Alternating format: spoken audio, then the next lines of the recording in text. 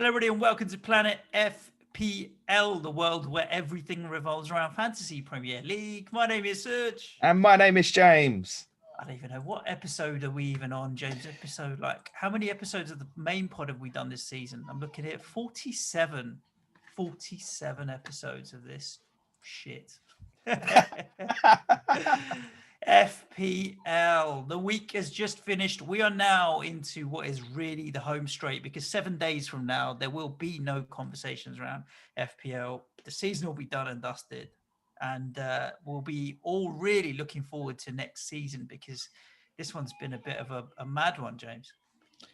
It's been a season like no other. Yeah, I totally agree with that. We'll be looking forward to the Euros come next Monday, mate, and Champions League final and playoff finals and whatnots. The football doesn't really stop this summer, does it? So no. Yeah. To be honest, you say the home straight. I kind of feel like we've been on the home straight for about 4 weeks or so, basically since the international break, right? And my rank's not got any better. What about yours? I had a wicked rank rise this week, mate, because I was obviously on my free hit. And as we all know, when we play chips like this, the opportunity to rise massively through the ranks is tremendous. So before the game week started, I was 479,000th in the world, James. And after my amazing free hit, I'm 476,000th in the world. I have risen 3,000 places. I don't know how you got a fucking green arrow with 46, but well done. Hideous game week. Let's talk about my free hit, shall we? And we'll talk about some of the games and maybe some of the questions we've had. We could make the whole podcast last on your free hit, I think. Yeah, I mean, it didn't end up as bad as it possibly could have, but it started particularly badly on Friday night. I was 5 minutes out from the deadline, James, and I saw a tweet from somebody. Somebody replied to, I posted my team, and somebody replied straight away saying Stones is not in the squad and Foden's benched, or something along those lines. I was like, well, I don't exactly have time to research this or really find out, and it's not something that seems unreasonable. Let me just get rid of this. So I swapped Stones to Diaz. I upgraded Foden to Mahrez, and I downgraded Souček to Bissouma. Was my kind of three-way move that made it happen. And then obviously I reposted my team, and someone else said, I hope Suj has seen the rumours around the City team. And I was like, I haven't seen any rumours, and I haven't had time to be fishing around Twitter to find out what's going on. So were there rumours, James, that the whole team was going to be a bunch of toilet, or? So we recorded our Patreon pod at lunchtime-ish, and we were trying to kind of deliberate your free hit and stuff. And as soon as we finished recording, and we got a heads up that probably Phil Foden and Sergio Aguero weren't in the Manchester City team. Right, it was Aguero, that's right. And Phil Foden was in your team. So I'd messaged you. I don't know why you still have Foden in 5 minutes to go, because I'd messaged you at like 1:30 and went, Foden don't look like he's playing, mate. Yeah. So then I did my... remember whether it was Foden or Mahrez that I had at that point. I did the deadline stream. I'll tell you why I left it. Because I worked with the assumption that Foden can still do damage in 20-30 minutes. Okay, well, that went well. Yeah. Lucky that you didn't get on, but we'll come back onto that. Yeah, I didn't have Foden as Mahrez. I had. So I started the deadline stream an hour before the deadline, obviously. And within a few minutes, there was large rumours going around that Scott Carson was off for Man City. It's like, what? Don't know what to make of this. And you know what it's like for me when I'm doing them streams? I'm very conscious of releasing information that may not be true. But it would seem to be quite widespread. Then by the time we got about 15 minutes from deadline, a few City reporters were saying that Scott Carson's doing the pre-match interviews and stuff. So it looked pretty locked on that Ederson wasn't going to play. And then about 5 minutes before the deadline, Sam Lee from The Athletic, which is obviously, he's the City correspondent. That's obviously a very reliable source. He messaged, and there was 4 players, I think, definitely weren't starting. It was Stones, Diaz, Foden, and Mahrez. Right. I didn't see that, you see. Yeah, and it was like, oh my God, and was added to, and there's mass rotation throughout the whole Manchester City team. It's like, Jesus. At that point, I was just like to everybody, just don't buy Manchester City players, because nobody's got a clue what this is going to be. So many people had obviously already bought the likes of Mahrez and Foden and stuff, and can't blame them. Can't blame them. You would have thought 10-day break from PSG. Surely they're going to play. And those owners will be in the same position now, right? They'll be thinking, well, surely they play against Brighton tomorrow. Yeah, I agree. But I don't know what Guardiola's going to do. He obviously decided these players needed a proper break rather than what I would have thought was keep their match fitness high ahead of the Champions League final. Now, there's still 2 games, obviously, this week to get that back up to speed. I was surprised. It was the irony being, look, at the end of the day, my 2 first subs that came on for Diaz and Mahrez were Tyrick Mitchell and Rafinha, which was 19 points. If you'd said to me, Diaz and Mahrez are going to score you 19 points, I'd, fine, I'll take it. The frustration was Edison in goal. Obviously, Forster didn't play. So 0 points there was a disappointment, but I would have taken 19 from those 2 anyway. So I didn't end up suffering too much as a result of that. It then just descended into Saturday. So Patrick Bamford, 58 minutes. Okay, great. Leeds score 4 as well, which I did think Leeds were going to do some damage. It's very rare Bamford's not going to get any returns with Leeds scoring 4. Yeah, fine. I mean, Rodrigo, who really cleaned up, and Jack Harrison didn't really have massively high ownership. So that result wasn't going to particularly hurt me. On we roll to the 3:00 game. Forster's benched. Great, no goalkeeper. His free hit's still doing well. So at this point, my 3 City haven't played. Bamford's gone off after 58 minutes. Rafinha, all right, he's got me a 6-pointer. Forster isn't playing. But at least you've got Danny Ings as captain. Yeah.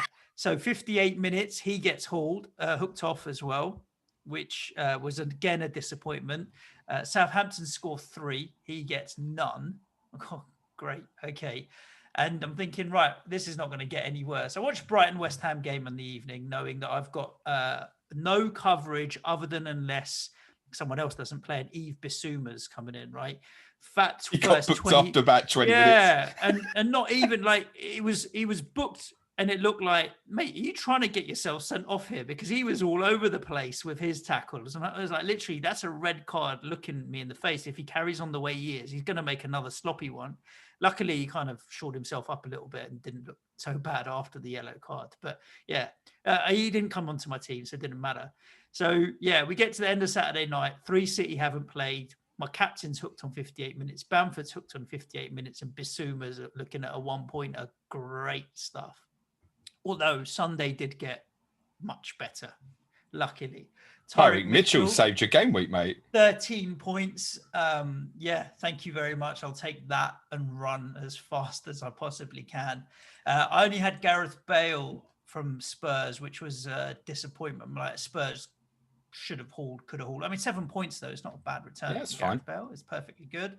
Although, yeah, Kane pretty much beat him, and I had Kane in my original team. Liverpool, double defence. When Hal Robson-Kanu is bursting in on goal, I'm thinking, what? Double clean sheet wipeout. Mane did pick me up an assist, but then an assist to Salah, who scored, and Salah's got the higher ownership, who I could have gone with. But I'll take the Mane assist.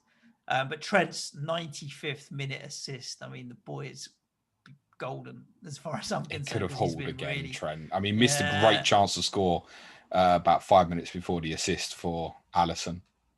Yeah, Allison. And Allison, obviously, he got the goal, which we will talk about. So I had a bit of a recovery because Mane, Bale, Trent, and Mitchell did start returning points for me. But then that Everton Sheffield United and then you had two brilliant Everton assets still to go in Dean and Calvert-Lewin. That went well. I mean, if I'd have told you, don't worry, because Liverpool are playing West Brom, who are second from bottom. Everton are playing Sheffield United. Southampton have got Fulham, and City are at Newcastle. But between them, they'll conspire to concede 5-6 goals. I wouldn't have believed you, and they did. No clean sheets to be had other than Spurs. No one was really backing Spurs defensively. Sheffield United, no one's backing them defensively. And Leeds, maybe there was the odd Dallas around. But that was the extent of clean sheets for the whole game week. And I'm just thinking, 46 points? That's brutal, isn't it? Well, that's why the average was nothing like what it was last week. It was 54 or something in the top 10K. Might have even been a little bit less than that. I also finished on 46, but a -4 to go with that. I too had no goalkeeper. At least I bought Vicente Gator last week, right? I mean, goalkeepers. We should come up with a list of goalkeepers that will definitely play twice in the next 2 games. Let's have a look at them. Right, Emi Martinez, yeah. Sanchez, probably. Mendy, I don't think you could even guarantee, because if Chelsea win tomorrow night and then Liverpool don't win at Burnley, Kepa could play the last game of the season. Areola probably plays twice. Meslier plays twice. Schmeichel will play twice. Allison will play twice. I wouldn't even say Dubravka's absolutely nailed. Ramsdale, I guess, will play twice. Loris will play twice. Fabianski will play twice. Johnston and Patricio as well. Until it's only about half the goalkeepers we could say with absolute clarity they'll definitely play twice. The fuck is this? Yeah. So I had no goalkeeper like yourself. Yeah. Diogo Jota, who I was expecting either Jota or Salah to be benched at West Brom, and I thought probably Jota. I wasn't expecting the news that his season would be over, which I think makes obviously Mo Salah very safe now for this Wednesday. Shouldn't be an issue. So I was down to 9 players, with Iheanacho, Rudiger and Fofana obviously not playing. Trent assist, Dallas clean sheet, Mo Salah 10-pointer. Yeah, even bonus point. Mo Salah gets top bonus when a goalkeeper scores. That's an FPL headline in itself. Rafinha assist 6-pointer, Harry Kane 8-pointer. It actually wouldn't have been that bad a game week for me had I not captained Dominic Calvert-Lewin.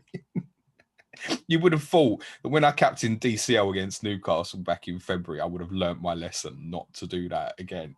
Yeah, I mean, he had that chance after Richarlison's header where... But that's the point. How does he miss that? I would have put that in, I'm sure of it. Side foot anywhere but the keeper. I'm pretty sure my 2.5-year-old son would have had a shot at putting that in, to be honest, with the goalkeeper lying on the floor. So, I mean, it is what it is. Bad luck, right? It just was one of those game weeks. I don't think my every hit was the worst that was out there on Twitter as well. I've seen people that have been even more screwed over in the sense than me. Well, no, do you think about it? If you hadn't gone, I mean, Mitchell probably would have commonly been on most people's free hit benches, but had you not gone Mitchell Rafinha on your bench, and when I saw your team, I thought, oh fuck me, he's left Rafinha first bench on a free hit. If you hadn't had them 19 points come on, mate, you'd have been looking at worst game week of the season on a free hit. The fuck. Oh, unbelievable. The thing is, though, I didn't care, and that's I cared. Obviously, I do care, but it's not enough to ruin my week. And it's a good reminder to everybody. It's a game. Right? Now, West Ham did that for you on Saturday night instead. I mean, again, I quite enjoyed that game against Brighton.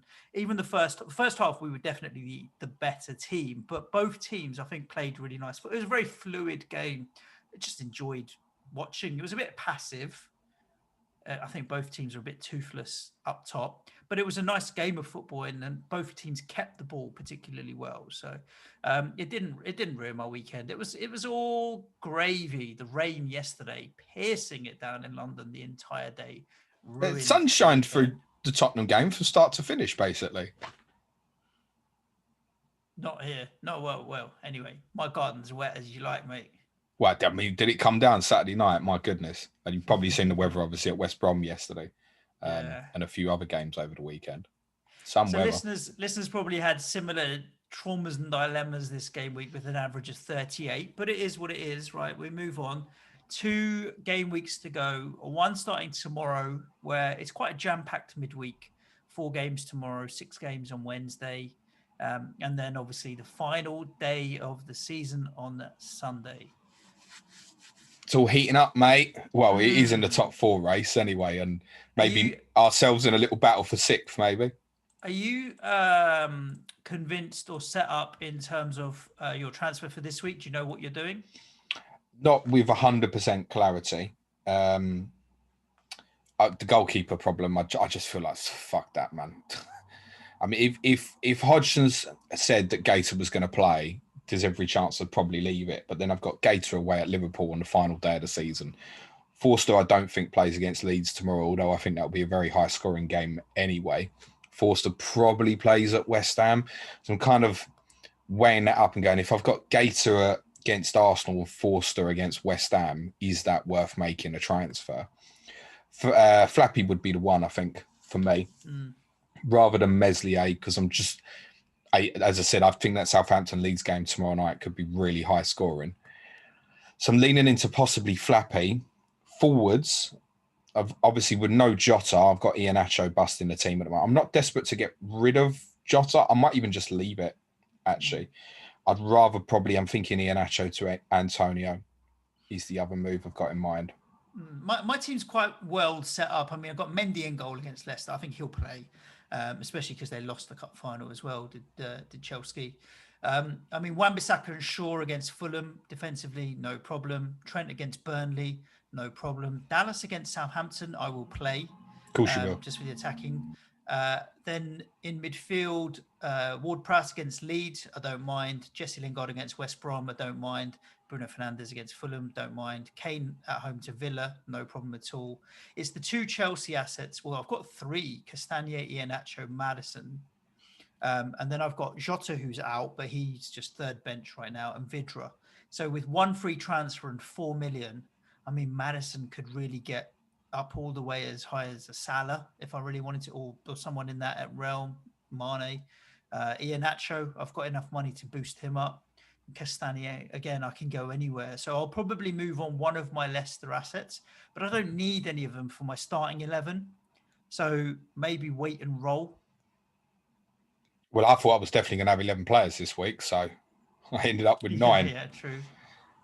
Yes, you could potentially roll. I think if you can get up from a Maddison to Mane or Salah, then you should do that. What's your thoughts on captaincy at the moment? Bruno Fernandes. Straightforward enough. Fulham at home. I'm not going to. So you don't own Salah at the moment? No, I don't. You'd go Bruno over Kane? Yes. I think at the moment I'm likely to go Salah over Kane.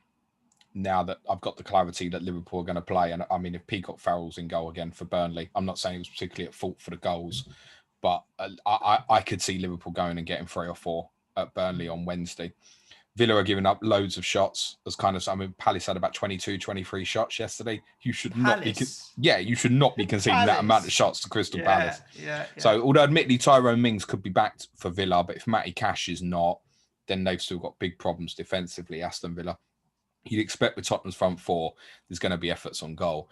But I tend to agree. So I think Bruno's probably the best shout against Fulham. I think they opened up a bit more than what we'd expect from them. I think you could see that on Saturday. So I think Bruno, with a crowd back in at Old Trafford, at home to Fulham, he's probably the best shout. I think if I had Bruno, I'd captain Bruno. As I've said to you previously, I don't think the majority of Manchester United players will play at Fulham at Wolves on Sunday. So I mean, if you're sitting there still with 3 Man United players and you're quite happy with your team this week, it's not the worst option to roll. But I think Fernandes, Salah, Kane, this week, there'll be a split. There'll definitely be a split between favouritism on that. I think I'm likely to go Salah. But all 3 are very good options for this game week. Yeah, no doubt about it. I don't see anybody going with differentials this week, particularly suddenly going, all right, yeah, I'm going to pick Joel Linton against Sheffield United, or I'm going to go Calvert-Lewin again against Wolves. I don't think the differentials are particularly out there for captaincy this week. That big 3 is going to be really popular. Yeah, and thinking about it, like I'm up 476k in the world. I'm not winning any mini leagues where I've got any money riding on it or anything. Why don't I just go for something rogue? Like Antonio. Yeah, why not? Did you think he looked tired on Saturday? Very tired. I'm not sure you meant that though. No, I didn't indeed. Let's talk about some of these games, shall we? There was 8 at the weekend. Newcastle 3, Man City 4.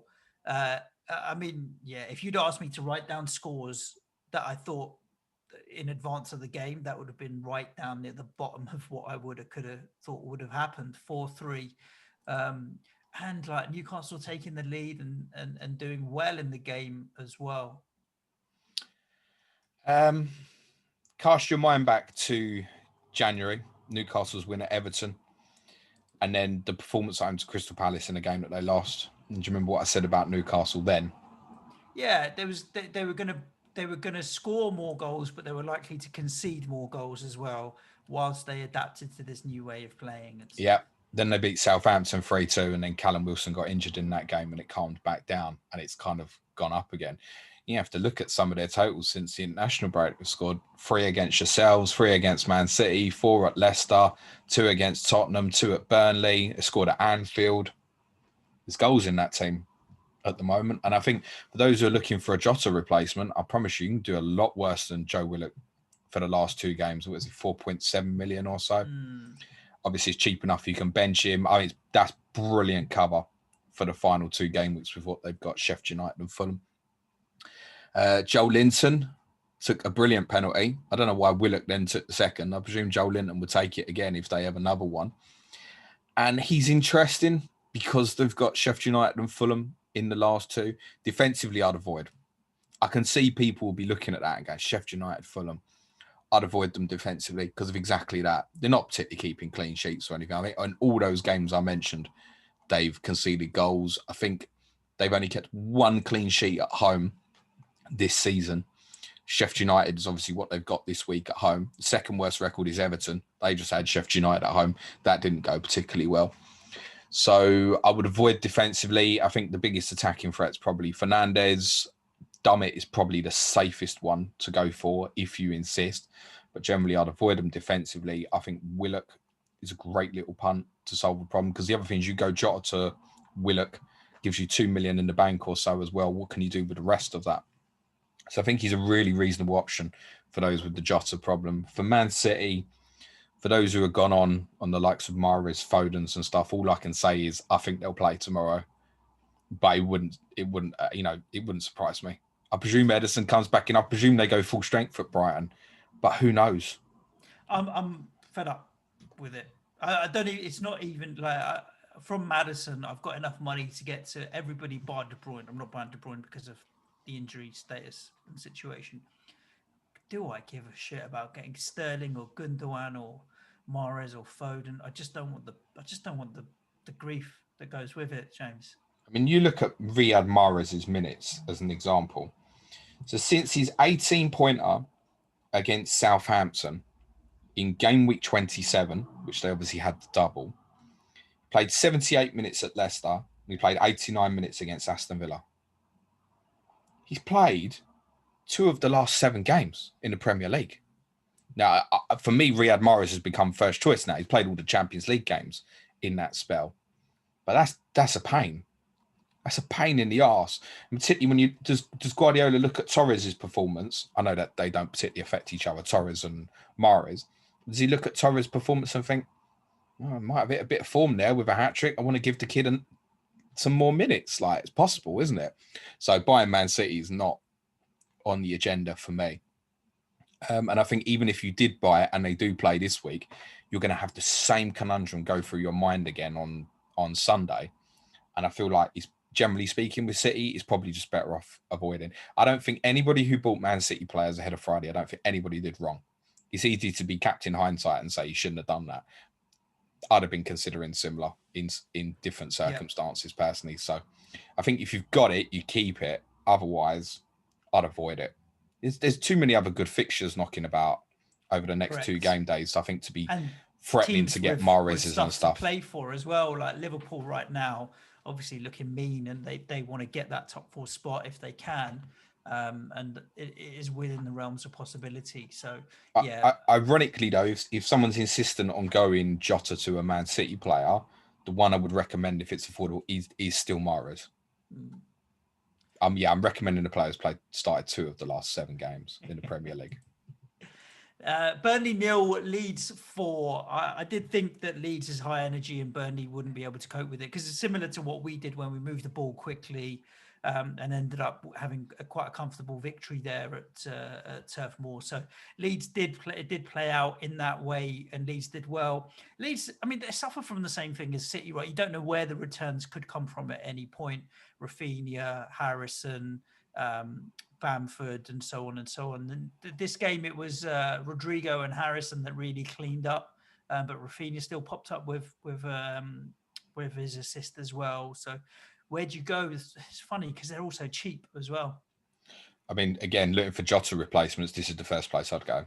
Is Leeds. Rafinha or Harrison? Yeah.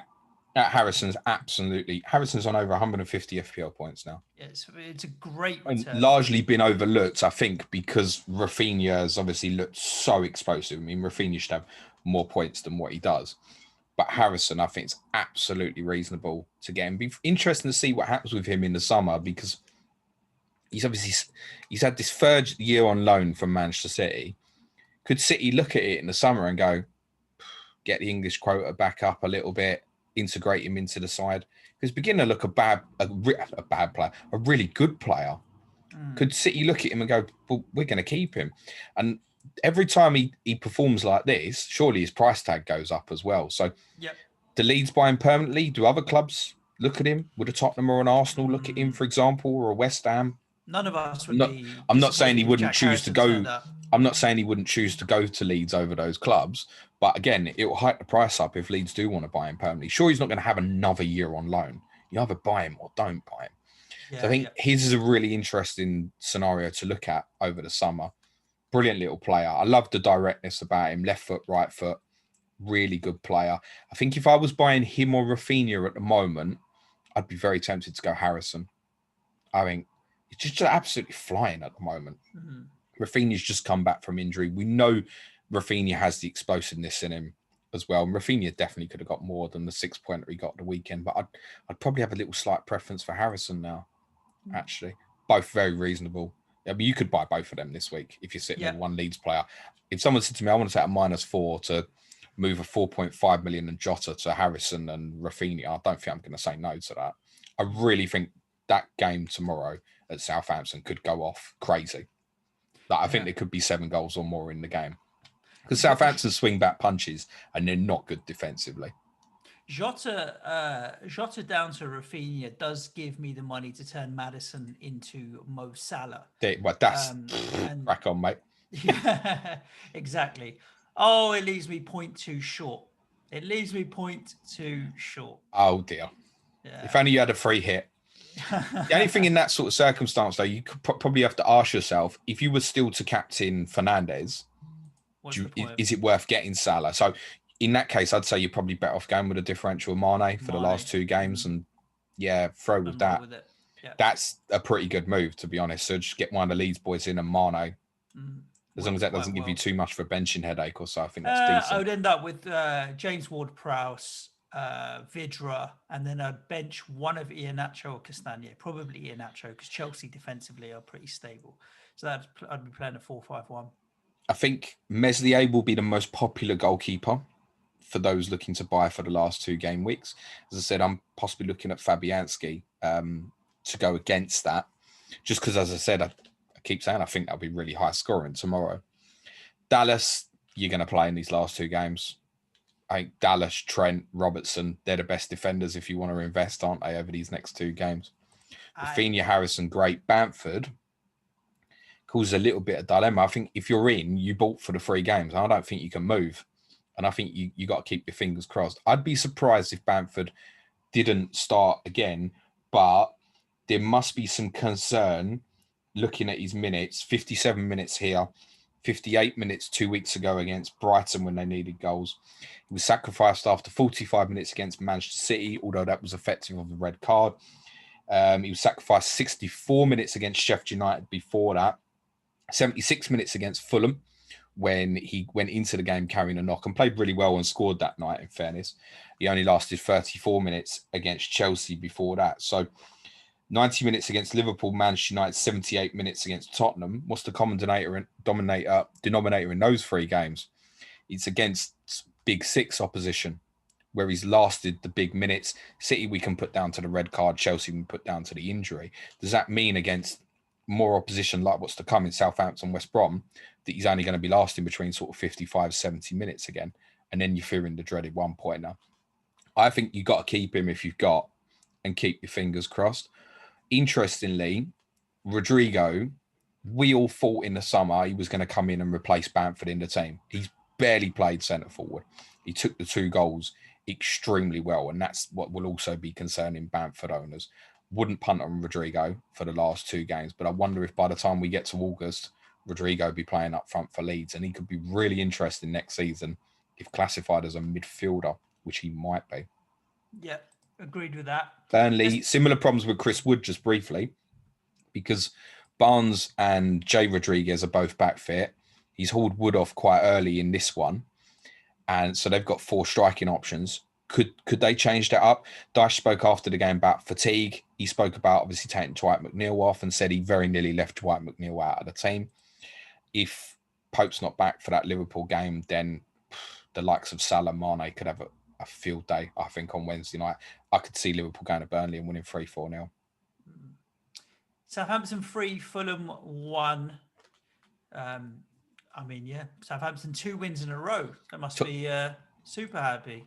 Talking of forwards replaced early, there was another one, Danny Ings. I think this one's a little bit clearer that if you went in on Danny Ings prior to the weekend, again, looking at the final 3 fixtures, the fact that he was taken off early is probably good news. Because there's a chance they might have looked at the Leeds game if he played 90 minutes and gone, this is going to be intense, we'll leave him out. So I think Ings, he'd be absolutely fine. Che Adams, I'm hearing the odd whisper about, because I think a lot of people have invested in the likes of Calvert-Lewin, Bamford, Antonio, etc. And Adams has outscored them all over the last couple of games, right?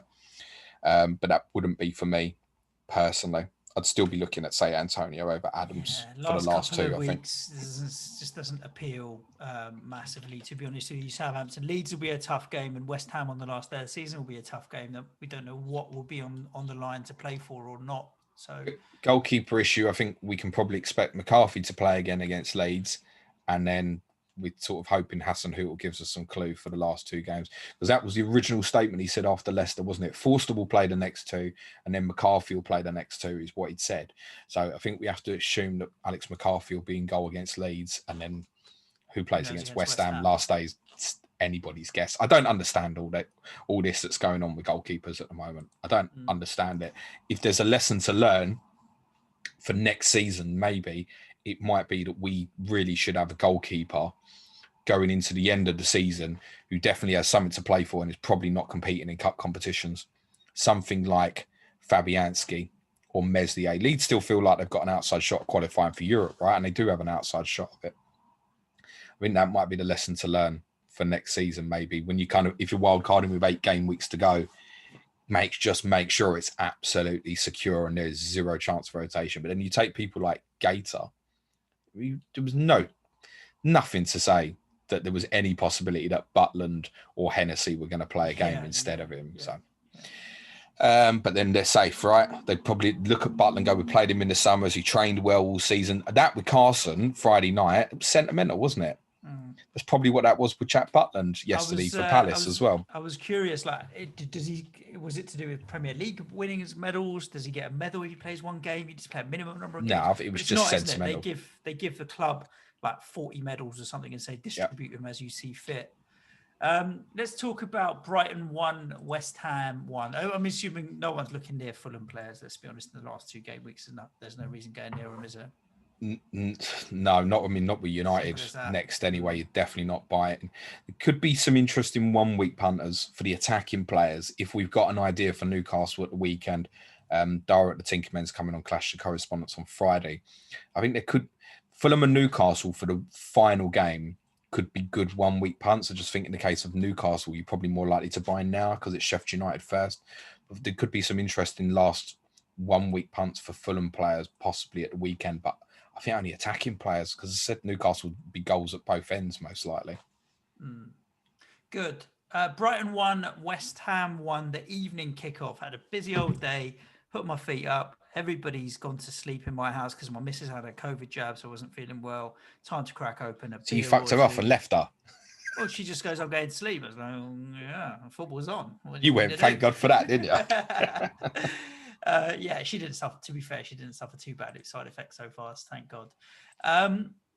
Yeah, like I said, it was a very enjoyable, fluid game. I thought both teams passed the ball well. We knew Brighton would, and actually, to be fair, West Ham on the ball had been decent as well, knocking it around. There were at one point when I checked in the first half, we'd had more of the possession than Brighton, which is rare. Brighton do keep the ball. We have struggled against Brighton, but I thought we had better cutting edge. We created more chances that could have led to goals. I have no idea what the XG was like. But at any point, Brighton carried a decent threat in the first half, and I was disappointed to go in 0-0, I'll be honest with you. Second half, they definitely started the second half better, and were more progressive with the football in terms of created chances now rather than just knocking it around. But they weren't great, amazing chances that I was shitting myself. Oh shit, we're going to lose here. And on the flip side, we still always carried a little bit of threat when we were going forward. To concede the goal in the way we did was a real disappointment. Good through ball, but you don't want your defense split like that and a forward to be able to run in behind your centre halves. It's just disappointing to concede a goal like that.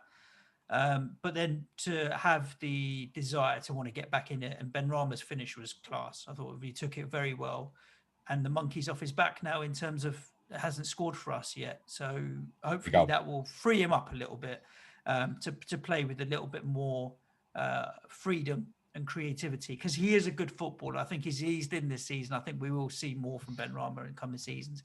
Overall, I thought, you know what, we played well, and throughout this period where we've lost 4 of our last 5, Newcastle, stupid red card and freak goal to concede, and then to come back into it, we did okay.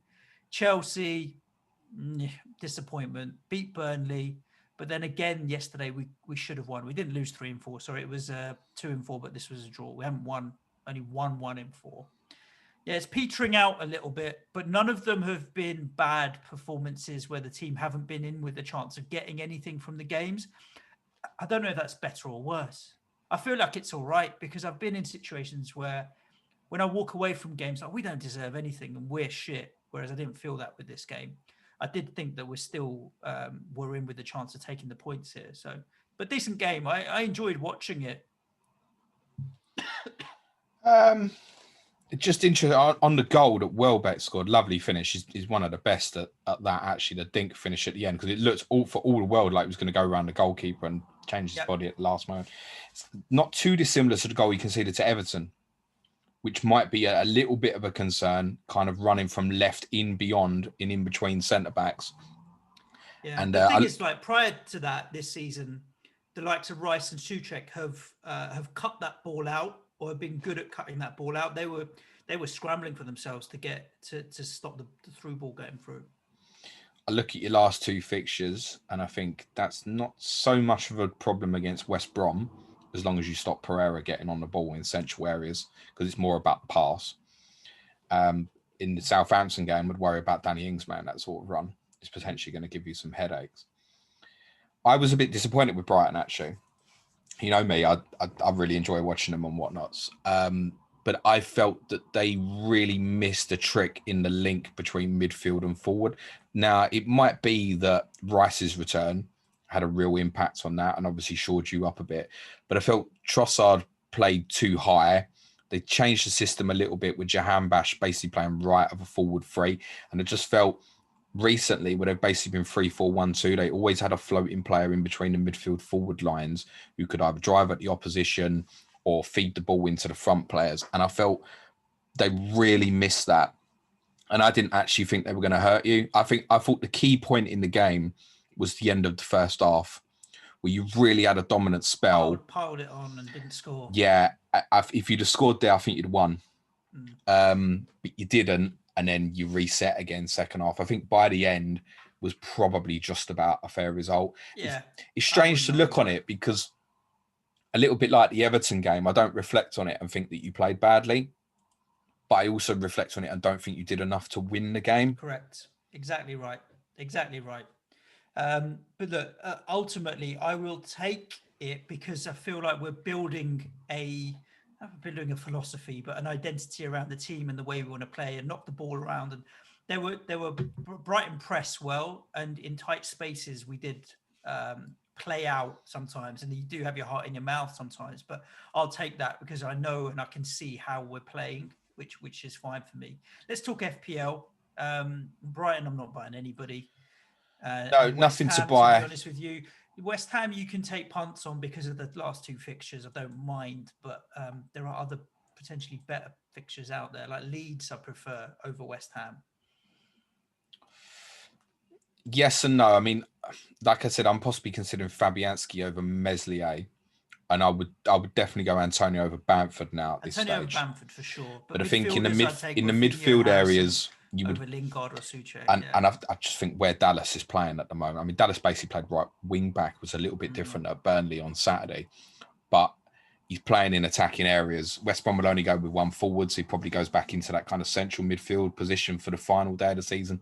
Could be that Southampton he stays at right wing back, Dallas, but I think I'd still go Dallas over Cresswell if money wasn't a problem. Again, because Dallas could score in these two games, definitely. So I think the upside would be with Dallas. Midfielders, if I was buying now, I think honestly I would buy Harrison or Rafinha over Lingard. Me too. What did you think of Jesse's performance? Better. Yeah, I agree with that. Better. Back to a bit more energy, getting about the pitch a bit more, driving. I love the way he's direct running. He's not scared to run at someone.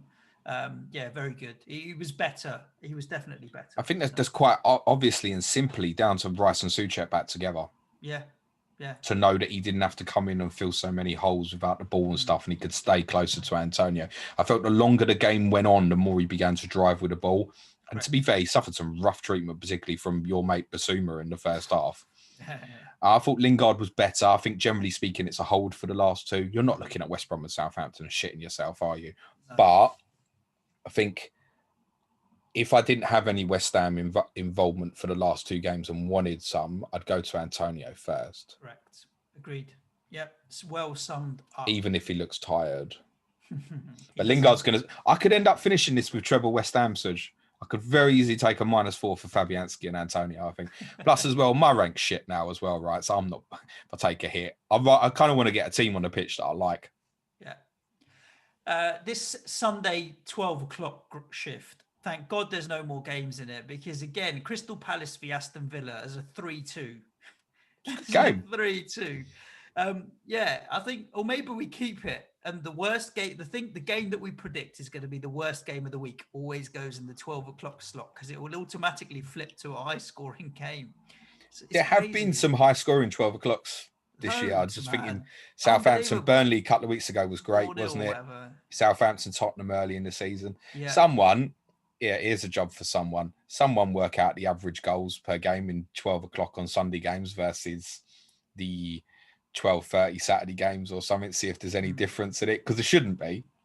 But I think that 12 o'clock Sunday shift, there's not many times we've had sort of the big six teams playing in that shift. So you've regularly got teams playing and they're not very good defensively, and these two teams are not very good defensively, Palace and Villa. It was a strange game because for the first 15 minutes, Villa were very good. They were very good, basically, until John McGinn scored, and it seemed an inevitability that they'd go ahead. Benteke equalised with sort of goal that's, if he gets a run on you at the back post, you're dead, right? He's got, 3-3, Benteke? He has. Want to buy in for Arsenal and Liverpool? No. I mean, he's made a mockery of the likes of Bamford, Antonio, and Calvert-Lewin over the last couple, It's amazing how players perform when they need a new contract, isn't it? Well said, Suj. I'm not saying there's anything to do with that. But no, in fairness, he's been playing all right. Like, you could say, look at it in hindsight and go, Sheffield United, Southampton, Villa, the sort of games he should be scoring in. But he's still done it. And at least he waited quarter of an hour or so this time before scoring. Then Villa got themselves back in front. And Palace, it just feels like a little bit of nothingness regularly with them. But then Villa invited the pressure in the second half. Eze started to get on the ball a lot, and I think it was great in that second half. And I think the second goal sums up the sort of thing that will really appeal to perhaps Heung-min Son owners for this coming week. Eze gets on the ball, no pressure on the ball. Plays Zaha into a channel, no pressure on Zaha. You stop them two players, stop Palace. Yeah. Because at that point, Zaha can cross it in, put it on Benteke's head, or he can run at someone one-on-one and he can go right or left and you're in big trouble. And that's where the goal comes from. And then Mitchell's obviously fluked the winning goal, mate, off his shoulder. Was you watching the game live? No, I wasn't. I was thinking of you because there was definitely going to be a handball review on it. And it wasn't till about the full free play or so that it was definitive that it was definitely off his shoulder. But well done. A 13-pointer from a 3.8 million defender. You can go and tell the grandkids about that in a few years, mate. well, remember more than a few years, 20 years. You'll remember Tyreek Mitchell's 13-pointer forever. You probably won't, Suj, because you don't normally remember what happened last week. No. But by the end, Palace probably deserved it. Villa are inviting too much pressure in games at the moment. Mings returning will be important for them on Wednesday, which Dean Smith suggested he would. But if it's El Mohammadi against Son on that side, it could have some fun. So I'd definitely be keeping a hold of Hyun Ming's Son. He's due a home goal with Sonny. He's blanked once. It doesn't normally blank twice in home games. So Sonny, I think, is a good bet for Wednesday, but I wouldn't see him as captaincy above the three big names that we've already said personally. Yeah. And that's probably a nice segue into Spurs 2, Wolves 0. I predicted 3 or 4-0 for Spurs in this, and you spat your tea out in our Patreon pod. Yeah, you'd been drinking at the time, mate. Well, you should have been more. We probably should have won by more. There was a lot I didn't like about the performance in the first half. I thought we had a spell from about minute 10 to minute 30 where the pitch just looked really slow. Everything seemed heavy, laboured. Tottenham had control of the game. Wasn't in much doubt about it. Wolves only ever looked like they were going to threaten when they got Traore on the ball and running. And I think all you do with Traore, it's a little bit harsh, but you let him make the wrong decision at the end. And actually his decision-making wasn't bad yesterday. But you do think, if he ends up shooting from 25 yards or so, so be it, generally. I like the way we finished the first half. Loved the way we played in the first 15, 20 minutes of the second half. That was really good. How many times have I gone in the second half and can see it coming and Tottenham sitting back deep? No, there was intent to go and win the game and get it finished. And after the second goal was a bit... Wolves had a 5-minute spell where they suddenly woke up when they brought William Jose on and kind of played the two up front. Didn't last long. Strolled through the end of the game. You could have slept through the last 15 minutes or so. It was only going to be that Tottenham were going to get more, really. Decent, not bad performance, but Wolves fucking shite, mate. They don't sort themselves out this summer. They'll be in a relegation battle next year. Yeah, I mean, it's amazing how clear... I mean, they're on 45 points right now, which is comfortably clear of relegation. You'd be surprised if Fulham get more than 30 now, which is so much lower than that 40-point safety mindset mark as well. 10 points lower for relegation this year. But you're right. I think you're right. Although the thing that Wolves have that maybe is not as obvious is young depth. They've got young talent in the squad that for the future could be quite good, but we don't, I guess, know if that young talent wasn't good yesterday. Vitinha was never involved in the game, really. Silva, I like Silva because of a willing runner up front. I thought some of Gary Neville's comments about him was a little bit harsh. At least he does have that movement up front compared to Jose, who's quite static. But he doesn't strike me with confidence that he's going to get goals. Now, it's worth saying, look, if we're looking at next season on Wolves, Jimenez back fit, Neto's probably going to miss the start of the season. But if you put Neto and Jimenez back in this team, and maybe Daniel Podence, if he can never get himself fit, that's obviously going to make a difference to what Wolves are looking as an offensive prospect. This back four, it doesn't work unless they buy new players. So I know it was a lot of lauding for Connor Cody's performance yesterday, but positioning on a lot of it, where you're having to make so many clearances because your fucking positioning is not great for a lot of it, right? Saiss is... Bradley Ate's so dodgy in a back four. I don't understand why Nori didn't play because I thought he was one of their better players against Brighton. I don't understand what that decision was. So it meant playing Semedo at left back, which I think was partly designed to stop Bell getting on his left foot. I think Semedo did quite well in that respect, actually.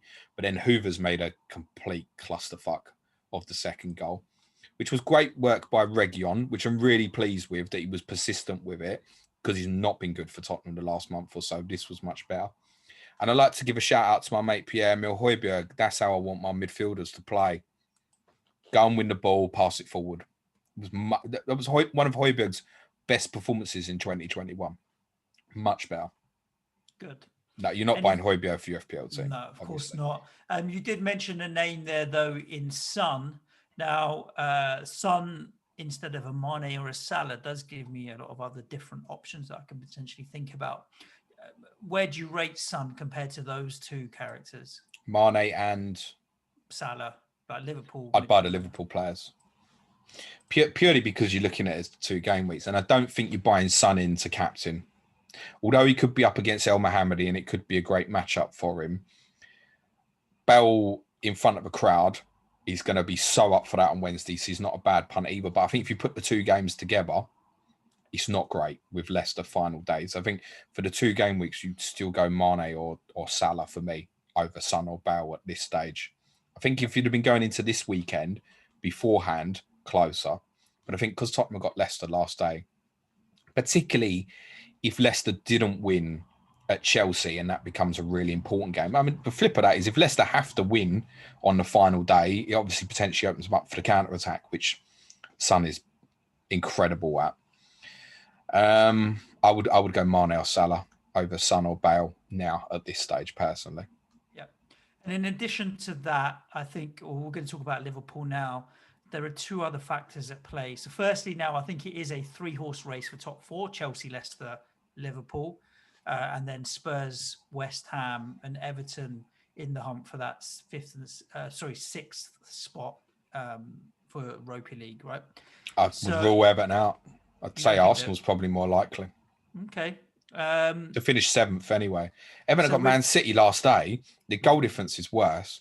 So they've got to take at least 4 points from the last 2, and that's kind of waiting on Tottenham and West Ham to both fall over themselves. I can't see Everton finishing above West Ham. No. So in that instance now, Liverpool, top 4 is definitely on for Liverpool, in my opinion. And Golden Boot is definitely on for Salah. I mean, him and Kane have both got that eye on that. And, this time of the season, players do think about these things, don't they? So, Mo Salah definitely does. To be fair, so does Harry Kane. There's no point. Yeah, I mean, but Salah's finish yesterday was very good. Bottom corner, just what he does, isn't it? Left foot. That shot is what Salah does. That's why I think Liverpool are more interesting, because I think they see and smell that if they do get top 4, it'll be a hell of a recovery for their season. So that's why I still think Salah or Mane over Son, you're right, is probably the option. Let's talk about West Brom 1, Liverpool 2. Why do we love a goalkeeper goal so much? We just love it. Brilliant. It's one of the best things in football. Is a goalkeeper scoring a goal. Of course it is. I feel like West Brom just thought, he's only the goalie. Like, he was completely unmarked and just left. I feel like it was just like, goalie's up for shits and giggles. Let him have a laugh up there, and ignored him, basically. And he ended up putting a great header in, but he was completely unmarked. How many times is a goalkeeper up? And I don't know about you, but if I'm watching the game and the missus on the sofa or something and the keeper's going up, I feel obliged to have to tell her the goalkeeper's going up. You just do it. Keeper's going up, love. Keeper's going up. Keeper's going for it. I know you haven't given a shit about the previous 95 minutes, but you never know. The keeper might score. To put it into context for you, only 5 goalkeepers had previously scored in the Premier League since 1992. They've all been this century, but only 2 of them were goals from set pieces. The other 3 were long punts down the field, right? Yeah. So the amount of times that a goalie goes up, I mean, how often do they even get a touch on it? It's so rare. But it's the chaos it causes, because you're worried about it. Not only has he headed the thing, he's absolutely fucking buried it, mate. It's unsavable. Brilliant headed goal. In a game where it's also so rare for a goalkeeper to score a winner. But technically, Paul Robinson's goal for Tottenham against Watford in 2007 was technically a winning goal, because it was the second goal in a 3-1 win. But how rare is it that the goalkeeper goes up and the scores are level? Doesn't happen. It's only going to happen if that had been game week 20. Allison's not going up for the corner. It's only because they had to win the game. So you're only going to get this sort of circumstance happen, like Jimmy Glass for Carlisle against Plymouth, I think in 1997, which is well worth a look on YouTube if you don't know what I'm talking about. It's only going to be at this kind of stage of a season where a team has to win, where a goalkeeper's possibly got the opportunity to score a winning goal in a football match. He's not just scored a winning goal for a football match. He scored a winning goal in a football match for Liverpool that could be worth tens of millions of pounds for them. It was the best moment of their season.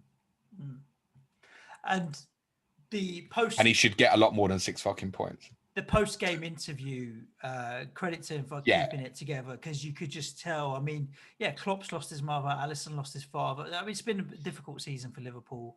And for Allison, and he even said, look, I haven't done interviews because I'm getting him. You could tell he was ready to just flood to tears. So love it. Just absolutely love it. It was really, really good.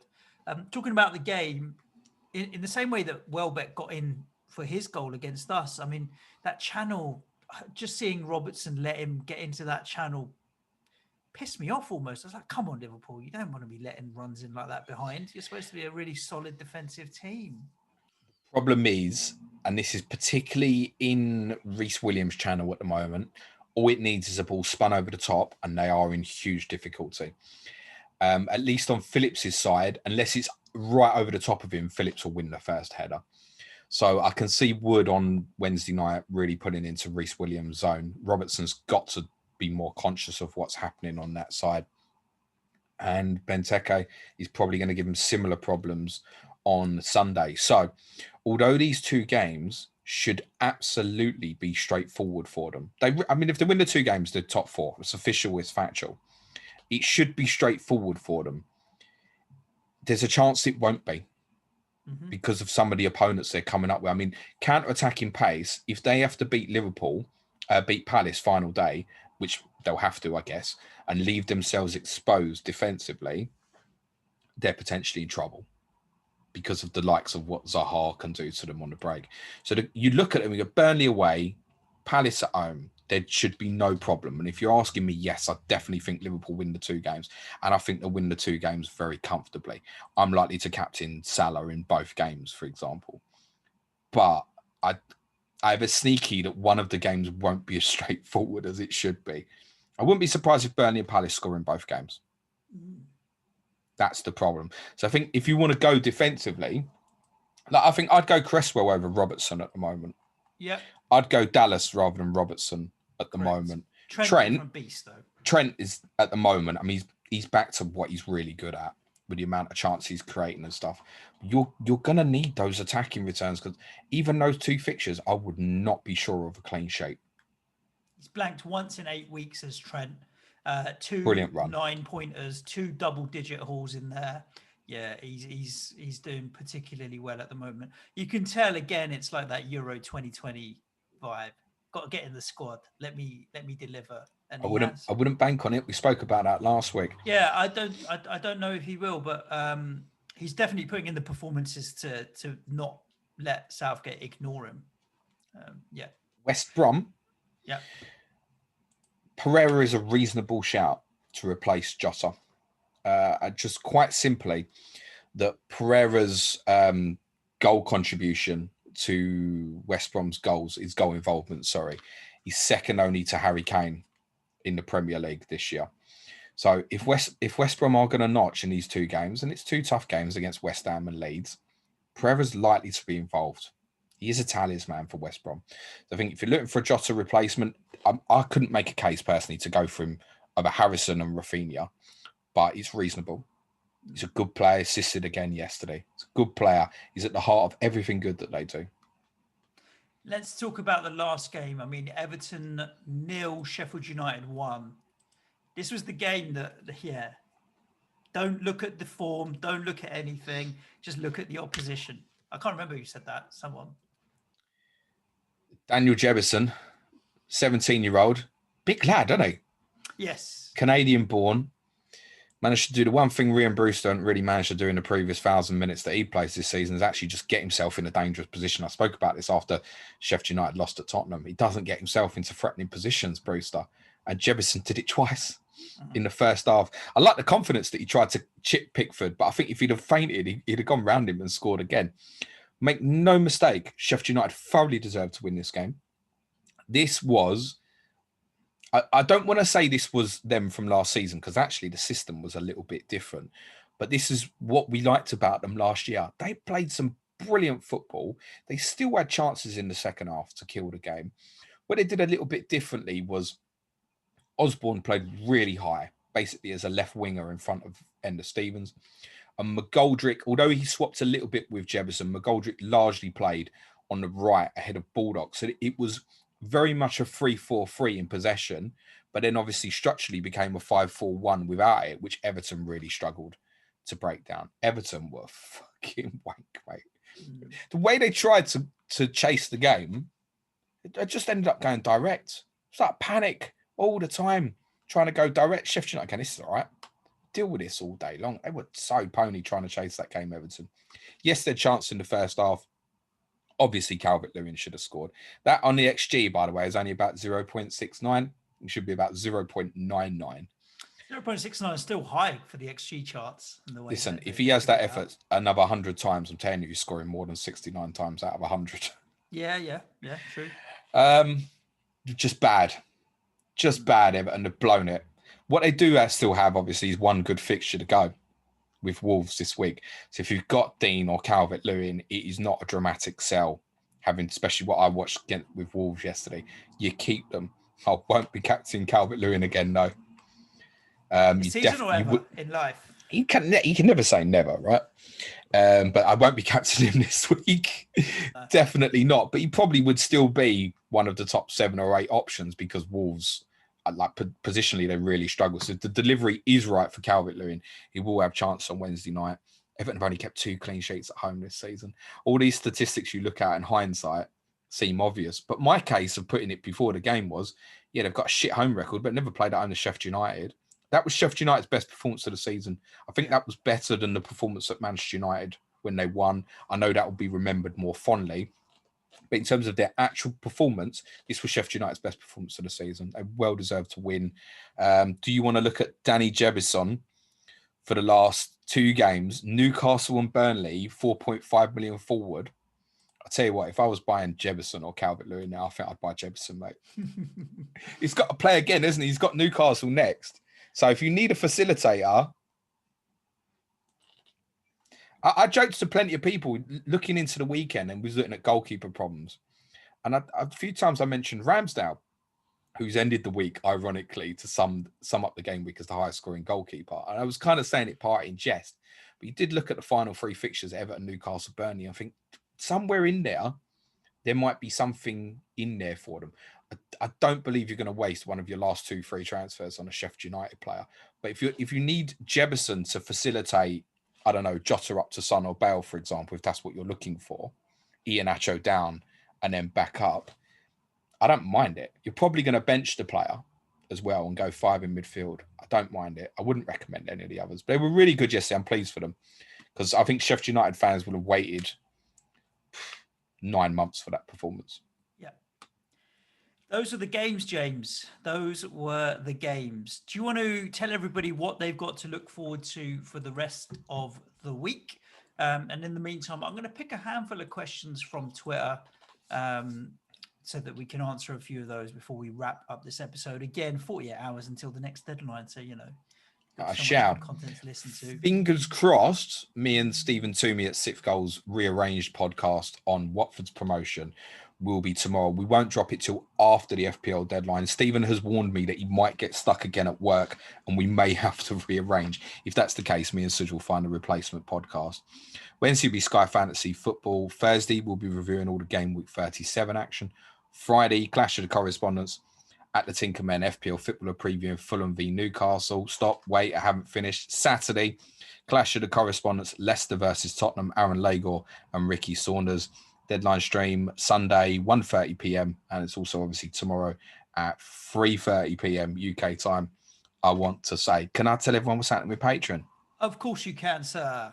All right, so Patreon content is continuing the summer, as is the rest of our content. So we're going to be focusing heavily on the Euros in our general public content.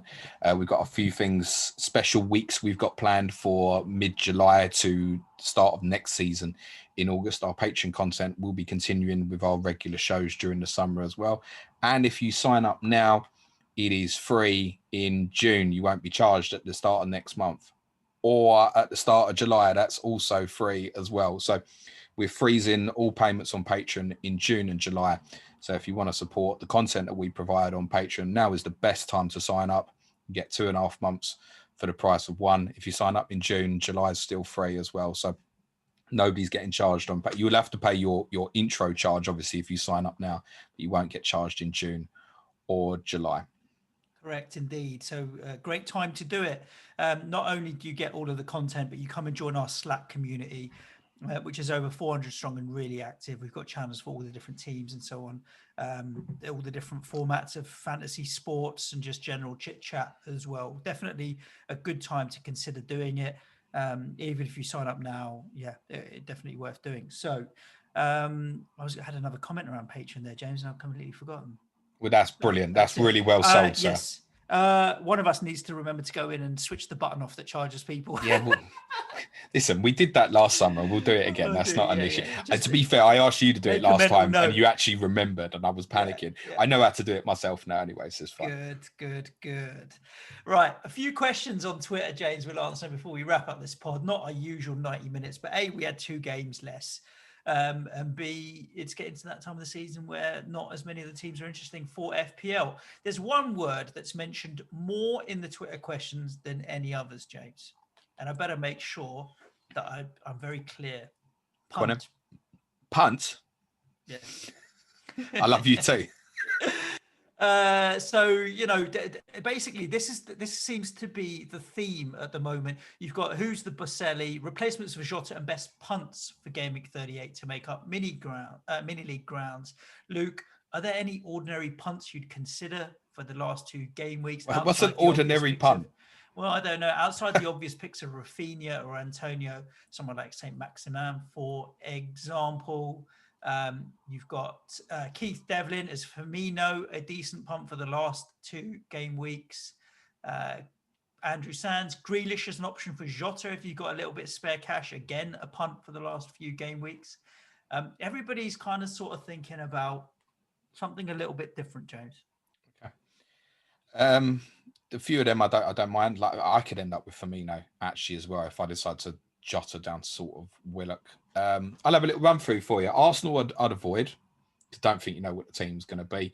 If you really wanted a punt on it, Saka's probably the best. Villa I wouldn't go near. Brighton I wouldn't go near. Burnley I'd leave now. Chelsea I'd leave. Palace I'd leave. Everton I'd leave. Fulham I'd leave. I'm halfway through and there's no one. Jack Harrison of Leeds for me. Great shout.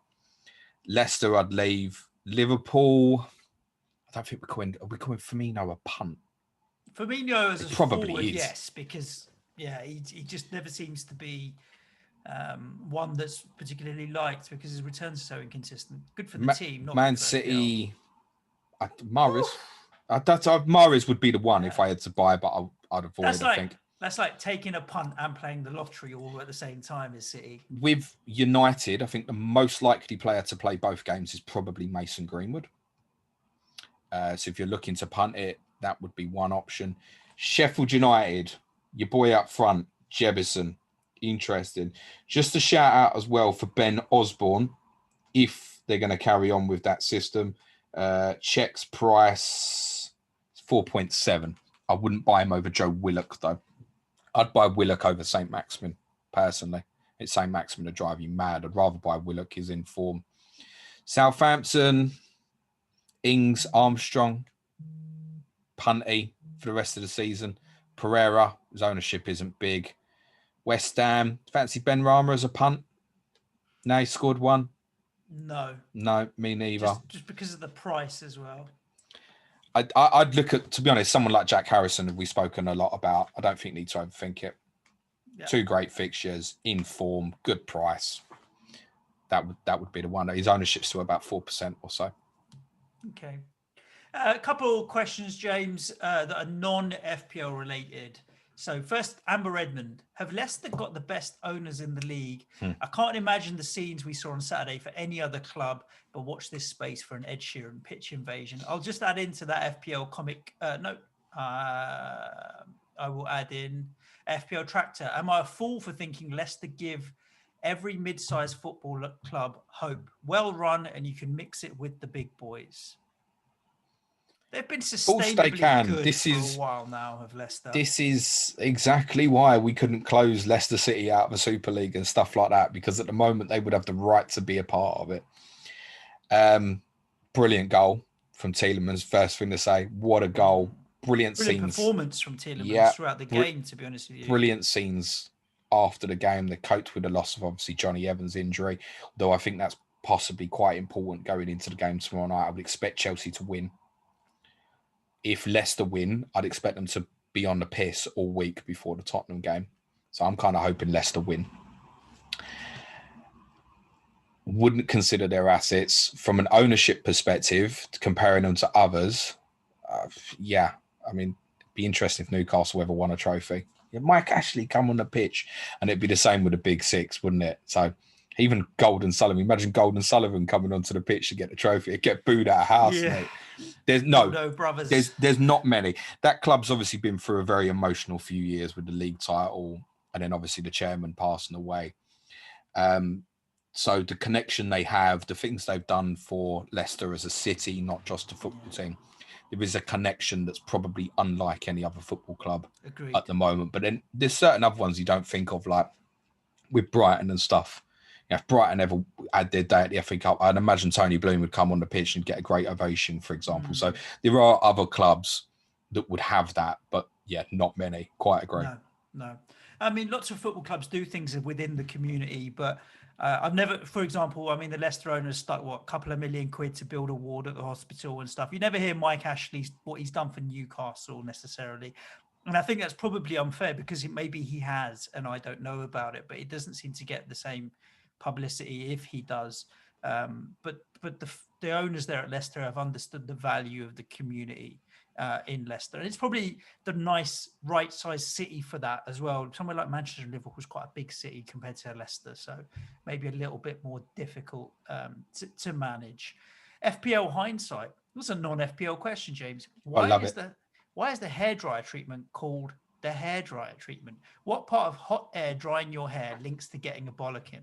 It's nothing to do with that. If you think of Sir Alex Ferguson shouting in your face, be some hot air coming out of his mouth. Yeah. That's where it came from. I think it's your face taken back, and it's that Simpsons kind of your whole skin being pulled back with hot air coming in your face. It's not a factual hairdryer. Yeah, I think if Sir Alex Ferguson had ever seen a hairdryer in a Manchester United dressing room, he'd have lost his mind. I think it's more what you look like when you're being shouted at. It's very similar to having a hairdryer blown in your face. I would shit myself if Alex Ferguson shouted at me. I mean, wouldn't you? Not now, wouldn't I? I saw him on the telly the other day. It's good to see I'd still cut it in the Premier League. I think he probably would, mate, to be honest with you as well. It's good I saw him on the telly the other day. It's good to see him looking well, in fairness. Indeed, he did. There we go, James. That was a good, interesting pod after a bad, disinteresting free-hit week. So you can a captain, Fernandes? Yes, it looks likely. I think I'm going to go Salah. Transfers, what you doing? To be confirmed, it's Maddison and Jota who are very clearly on the chopping block. If I decide that I need to raise some more money to get to a Mane, then I'll be taking a -4. Maddison to Mane, Jota to Rafinha, and off we go.